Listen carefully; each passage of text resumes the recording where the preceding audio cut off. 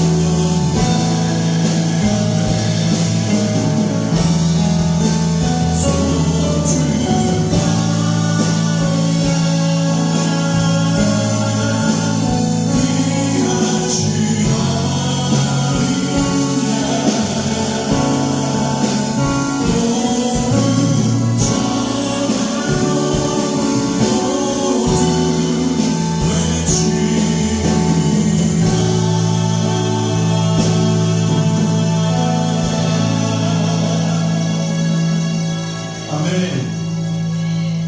여러분, 예수는 우리의 구주 되십니다. 아멘. 우리를 대신해서 자신의 몸과 자신의 피를 모두 쏟아주신 어린 양이세요. 여러분, 그 주님을 온전히 이 시간 의뢰하시길 간절히 소망합니다. 아멘. 주 사랑에 우리 힘차게 박수 치면서 목소리를 높여 찬양하겠습니다.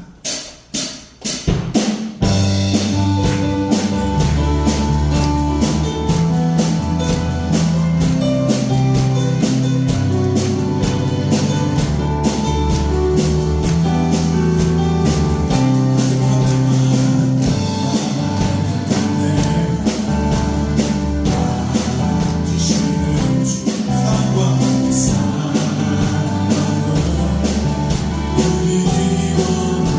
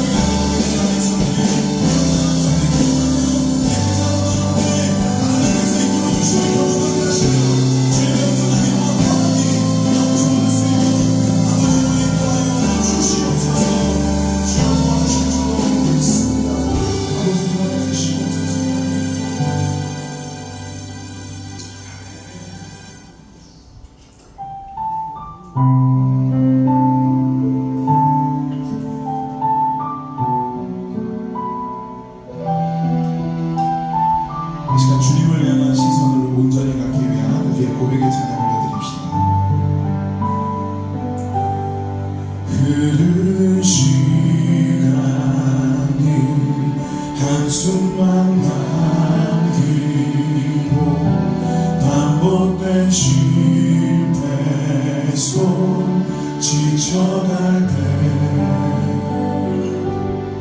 내 맘의 소망이 눈물 조각 될 때 내 곁에 다가와 부르시네. 주님의 시선 나를 비추시고 상처난 내 맘 만지시네. 말씀하시고 회복해 가시네. 주의 사랑이 다시 살해하시는 흐르는 시간이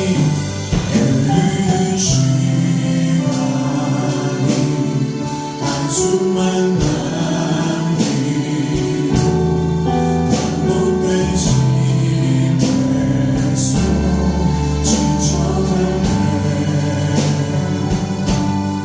내 맘의 소망이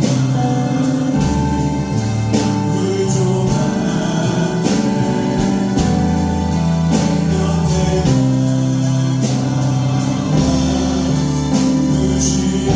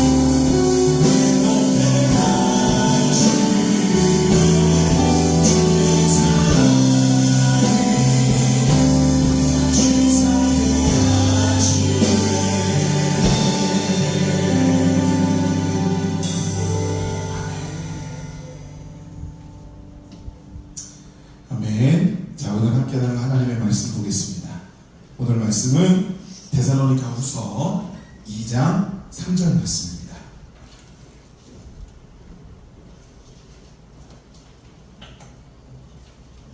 데살로니가후서 2장 3절 말씀, 제가 가지고 있는 신약성경으로 335쪽에 기록되어 있습니다.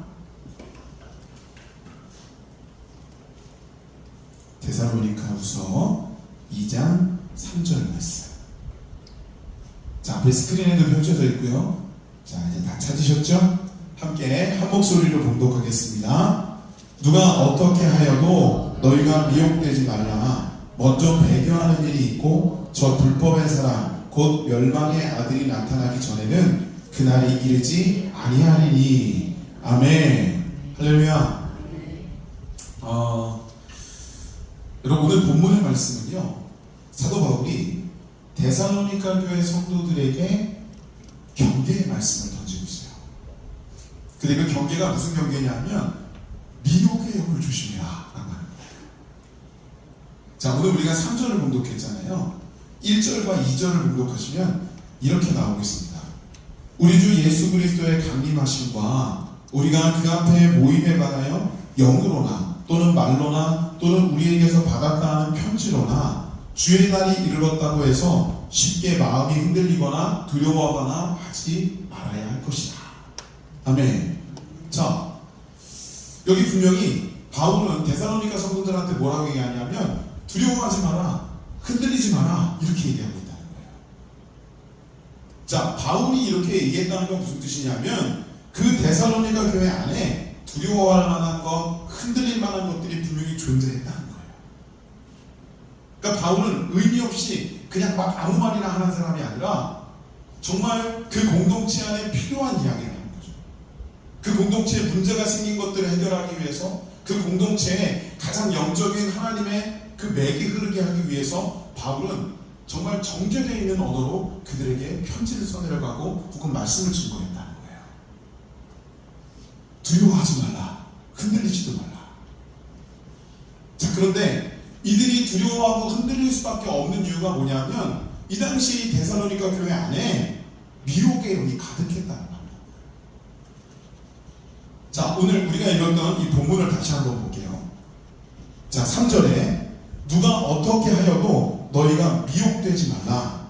먼저 배교하는 일이 있고 저 불법의 사람 곧 멸망의 아들이 나타나기 전에는 그날이 이르지 아니하리니. 아멘. 자, 분명히 여기 뭐 하지 말라고 그러고 있어요? 미혹되지 마라. 그렇죠? 근데 여러분, 이 미혹의 영을요, 다르게 설명하면 뭐냐면 그냥 쉽게 말씀드리면 사단의 영이에요. 그죠? 근데 그 미혹의 영, 그 사단의 영이 왜 우리에게 다가오면 굉장히 어렵냐면 이게 그냥 사단처럼 풀달로 나타나고 누가 보더라도 미혹의 영인 것처럼 보여지고 그러면 문제될 게 없어요. 그냥 대적하면 돼요. 싸워서 이기든 지든 간에 그냥 내가 싸우겠다고 그들 앞에 세워질 수 있다는 거예요. 근데 가장 큰 문제가 뭐냐면 그들이 미혹의 영인지 아닌지 분별이 안 된다는 거예요. 이게 참 어려운 문제라는 거죠. 왜냐하면 대부분의 미혹의 영이라고, 대부분의 전체 교회 공동체나 혹은 하나님의 거룩한 영을 흐트러 놓는 이들은요, 어떤 특징을 가지고 있냐면 그들이 표방하는 게 모두 영적이라는 거예요.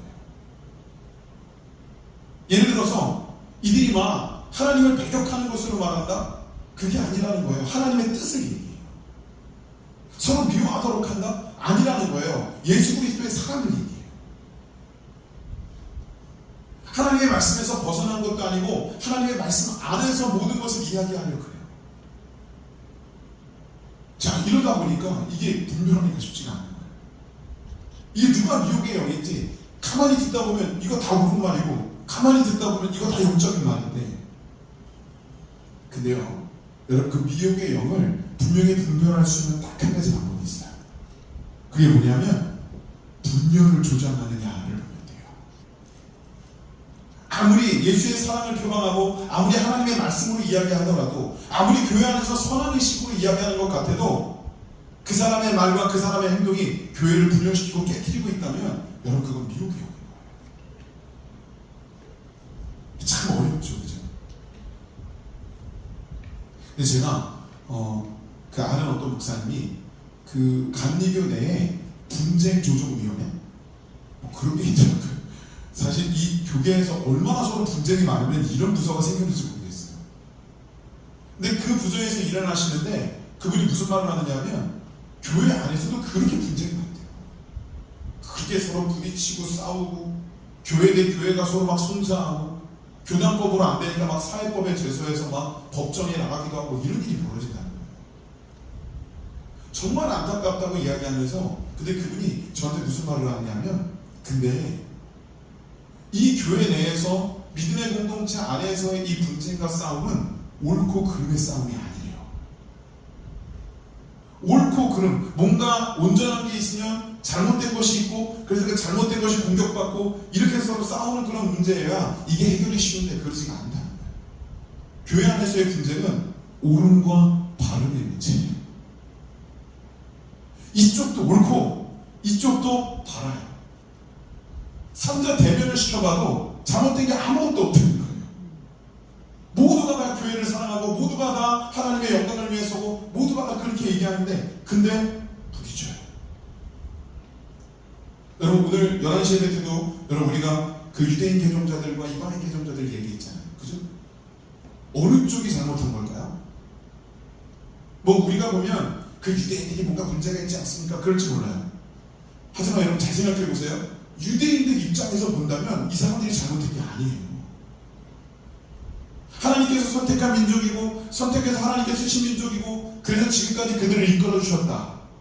이 부분에 대한 가치를 가지고 있던 이 유대인들은요. 예수 그리스도를 통해서 기독교인들이 됐다 할지라도 그들은 자신들이 하나님으로부터 선택받았다는 것을 놓칠 수가 없는 거예요. 그럼 이방인 개종자들은 아니 우리도 예수를 믿었고 우리도 구원받은 백성인데 왜 우리를 무시하느냐? 틀린 말 아니죠. 여러분 이게 이제 문제가 되는 거예요. 만약에 이런 분쟁이 교회 안에서 하나님의 그 거룩한 공동체가 혹시라도 그럴 리가 없겠지만 이런 분쟁을 통해서라도 하나로 합쳐지는 역사가 있다면 바울은요 그 에베소 성도들에게 계속해서 종용하는 32번의 그 이야기를 하지 않았을 거예요. 근데 바울이 보기에도 이건 교회를 분열시키는 일이었다는 거죠. 여러분 이거 굉장히 심각한 문제예요. 모두가 옳은 상황에서 싸우는 거예요. 근데 우리가 분명히 분별해야 되는 것은 하나님은요 연합하여 선을 이루기를 원하시는 분이라는 거예요. 하나 되기를 원하시는 분이라는 거예요. 근데 그 하나님의 의식을 깨뜨리고 있다면 이건 적지 않은 문제이고 이게 바로 미혹의 힘이라는 거예요. 그건 빨리 그런 우리가 그 미혹의 힘에 붙여질 그 분들과 이렇게 좀 접촉을 그만해야 되지 않겠습니까? 물론 그래요. 여러분 그게 그래도 분별이 됐다면 얼른 그 부분에서 빠져나오시면 되거든요. 내가 맺건 혹은 누군가가 그리건 빠져나오면 돼요. 근데 이게 정말 쉽지 않은 게 뭐냐면 그 미혹의 영이라고 이야기는 하지만 그 대상들이 누구냐면 내가 믿고 따랐던 목사님이에요. 내가 존경하는 장로님이고 무슨 교회 일만 있으면 발벗고 나서는 권사님 집사님들이라는 거예요. 근데 그런 분들이 미혹의 영이다 아니다를 어떻게 판단하며 또 판단이 됐다 하더라도 어떻게 그분들을 나무라할 수 있냐는 거예요. 여러분 제가 그 부목사로 있을 때 예전에도 한번 제가 철학 때 그런 이 예언을 드린 적이 있는데 한 번은 사무실에 앉아있는데 바깥이 시끌벅적해요. 그래서 이렇게 봤더니 초등학교 초등부 아이들 2명이 나와가지고 그 복도에서 서로 여자애 2명이 옥신각신 싸우는 거예요. 말싸움을 하는 거예요. 네가 그러니 내가 그러니. 그래서 제가 어떻게 할까 하고 이렇게 보다가 그냥 지켜봤어요. 왜냐하면 뭐 그렇게 심각해지지도 않았고 머리끄댕이 잡지 않았기 때문에 그냥 지켜보고 있었어요. 근데 그러다가 제가 벌떡 일어나서 밖으로 뛰쳐나가게 되는 그런 계기가 있었어요. 뭐냐면 갑자기 그 복도문이 열리면서 여자애 하나가 더 들어온 거예요. 한 명이 더 뛰어 들어와가지고 어떻게 되냐면 2대1로 싸우고. 근데 제가 신기했던 건 뭐냐면 나중에 들어왔던 아이들은 이 둘이 왜 싸우는지 묻지도 않았어요. 그 사태를 파악하지도 않은 채로 들어오자마자 그냥 옆에 있는 친구 편을 들어서 앞에 있는 애를 공격하기 시작한 거예요. 그래서 제가 뛰어나갔어요. 나가가지고 걔네들을 뜯어 말리고 제가 물어봤어요. 나중에 들어온 애한테 야 너는 얘네 둘이 왜 싸우는지 알아? 그랬더니 아니요. 그래서. 근데 왜 끼어들어? 그랬더니 저 얘랑 친한데요? 저 얘랑 베프예요. 그게 이유였어요. 여러분 이게요 그냥 어린아이들에게서만 나타나는 현상이 아니라는 거예요. 그리고 인간사 속에서는 이럴 수밖에 없어요. 여러분 그러나 중요한 것은 우리가 말씀 앞에 믿음 앞에 세워져야 되는 그런 사람들이라면 분명히 여기 사도 바울이 얘기한 것처럼 경계해야 될 건 경계해야 된다 하는 거예요. 여러분 요한계시록 3장에 보시면요 사대교회 이야기가 등장해요. 근데 이 사대교회는 하나님으로부터 칭찬받았던 교회가 아니에요. 뭐라고까지 하나님께서 말씀하셨냐면 이들은 살아있으나 죽은 자들이다. 이들은 눈 뜨고 보는 것 같지만 맹인된 자들이다. 이렇게까지 평가를 하시는 거예요. 근데 요한계시록 3장 어귀에 보면 어떤 내용이 나오느냐면 그러나 이 사대에 적은 인원이지만 옷이 더럽혀지지 않은 흰옷 입은 자들이 존재하고 주께서는 그 흰옷 입은 자들과 함께 하신다라고 말씀하고 있어요. 여기서 흰옷 입었다라고 하는 건 뭐냐면 거룩함을 상징하는 거고 구별됨을 상징하는 거고 분별을 상징한다는 거예요. 다시 말씀드려서 여기 흰옷 입은 자들은 하나님의 영에 감동된 거룩한 자들을 말하는 거예요. 사대교회가 아무리 제대로 서있지 않은 교회라 할지라도 그 안에도 분명히 하나님의 영에 감동된 자들이 있었고 주님은 그 소수의 인원이라 할지라도 그들을 간과하지 않고 그들과 함께 하신다는 거예요. 하나님의 교회는 무너지지 않게 주님께서 그들과 함께 하신다는 거죠. 사랑하는 여러분, 저는 오늘 이렇게 말씀을 정리할 거예요. 우리들에게 지금 미혹의 영이 있는지 하나님의 영이 있는지, 여러분 우리는 하나님의 영을 철저히 갈구하며 하나님의 영에 감동되어야 합니다. 그리고 그 하나님의 영에 감동된 채로 우리가 주님 앞으로 나올 때 하나님 우리를 사용하시는 거예요. 하나님이 우리를 복주시는 거예요. 하나님이 우리와 동행하시는 겁니다. 그러면 우리 하나님의 영에 감동되려면 어떻게 해야 됩니까? 제가 늘상 여러분께 말씀드리는 거 있죠. 언제나 모든 상황 가운데 하나님의 염두돼야 돼요. 이게 하나님의 뜻일까? 여러분 인간의 생각은요 분별할 때가 많아요. 아 이건 잘못됐다, 이건 옳다, 이건 그러다. 근데 중요한 건 하나님의 거룩한 말씀과 하나님의 뜻에 우리가 결부해서 봐도 그게 그런가? 이 부분에 명확한 예스라는 답이 나와야 우리는 진정한 하나님의 영에 입각한 거룩한 영의 삶을 살아가게 되는 거예요. 자, 여러분 오늘 오후 시간이라 제가 길게 말씀 증거하지 않을 겁니다. 근데 우리가 돌아오는 한 주간 동안에 분명히 해야 되는 것은 뭐냐면 우리가 진실되게 하나님의 영에 감동되는 삶을 살기 위해서 노력해야 된다는 거예요. 물론 하나님이 우리에게 다가오시고 또 우리에게 하나님께서 분명히 어떤 복을 주시고 또 우리와 함께 하시는 그 모든 건 하나님의 주권이에요. 그리고 우리가 뭘 어떻게 했다 그래서 하나님께서 이렇게 해주신다는 인과율에 의해서 이루어지는 내용도 사실은 아니에요. 하지만 분명한 것은 하나님은 우리의 아버지 되시고 우리를 사랑하신다는 거예요. 그래서 우리를 사랑하시는 그 하나님께서 우리에게 보이시는 일은 언제나 선하고 그리고 언제나 선한 영역 가운데 우리가 들어가면 우리는 당연히 그 하나님의 그 선한 영에 감동된 삶을 살아가게 됩니다. 자, 이걸 우리가 노력하시면 돼요. 제가 이렇게 여러분 설명을 드리니까 정말 대대적이고 어마어마하고 이렇게 하나님의 영역 안으로 하나님의 영에 감동되면 어떻게 해야 되지 막 고민되고 그러시잖아요. 근데 간단해요. 여러분. 뭐냐면 내가 뭔가 내 승질대로 나올 것 같으면 그때 하나님을 생각하시는 거예요. 운전하시다가 앞에 차가 확 뛰어들어와요. 뭐 어떻게 하시면 돼요? 일단 여러분 입에 자크를 채우세요. 제가 그래야 돼요. 사실 이게 정말 힘들어요. 왜냐하면 제가 목사잖아요, 그죠? 그래도 여러분 이 노만칼라 크로스칼라 이 운전하면 좀 나아요. 왜냐면 제가 이거 하고 있다는 걸 제가 운전하기 좌석에 앉자마자 이걸 한 번 만져요. 나 이거 입었다. 조심해야 된다. 그리고 제가 교회차 볼 때는 괜찮아요. 우리 교회차다. 조심해야 된다. 근데요, 익명성이 생길 때 제가 사복을 입고 제 개인적인 차를 몰고 그리고 교회 근처가 아닌 좀 멀리 갔을 때 그때 그런 일이 발생하잖아요. 그러면 저도 저를 장담 못하겠더라고요. 근데 그때 우리가 그 안에서 해야 될 게 뭐냐면 말씀드린 대로 입에 자크를 채우고 우리는 영으로 생각하는 거예요. 하나님이 신앙 이 상황 가운데 욕하시겠습니까? 여러분, 하나님께서 내가 지금 하는 행동에 대해서 어떻게 파악하시고 어떻게 받아들이실까 이것만 생각하시면 돼요.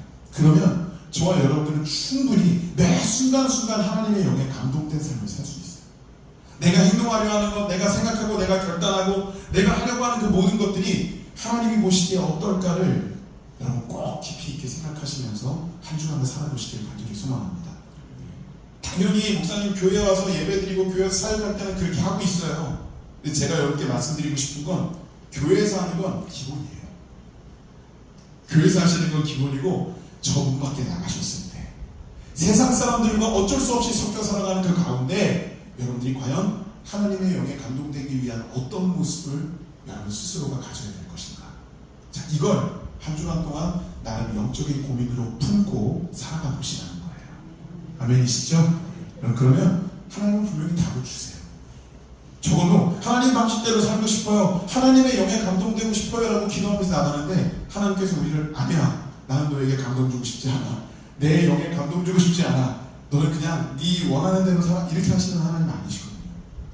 자, 우리가 하나님의 마음을 꼭 기억하시고 우리 한 주간 동안 한번 그런 하나님의 영에 감동된 삶으로 도전하며 나갈 수 있기를 간절히 축복합니다. 아멘. 기도하시겠습니다. 하나님 감사합니다. 오늘의 시간에도 주님께서 우리에게 허락해 주신 귀한 말씀이 있습니다. 매 순간순간 하나님의 영에 감동된 우리의 모습이 되어야 하는데 우리 때때로 사단 마귀의 영 혹은 미혹의 영에 감동되어 우리가 가지 말아야 될 길을 갈 때가 있습니다.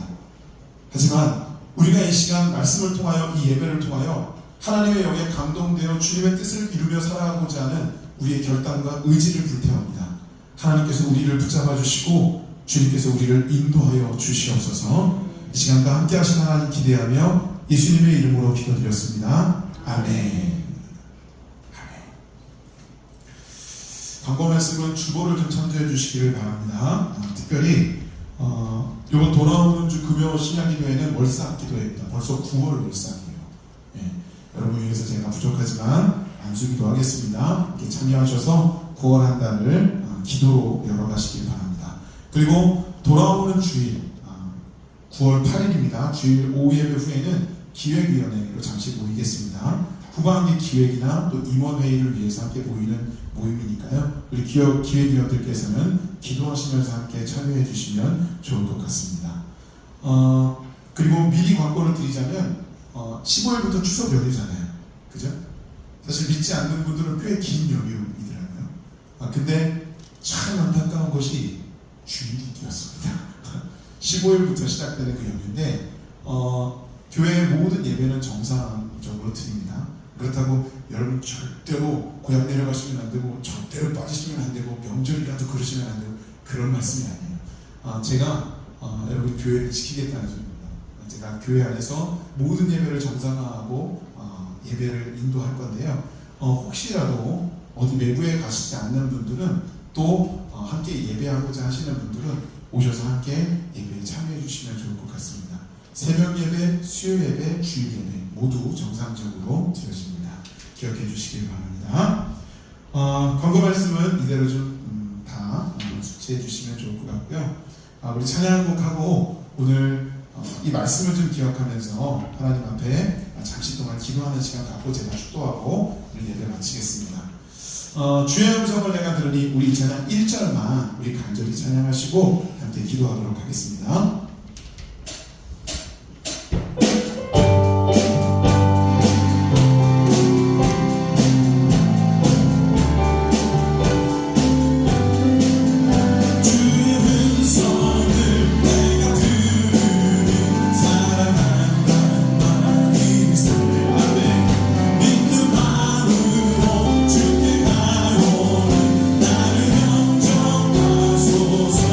내가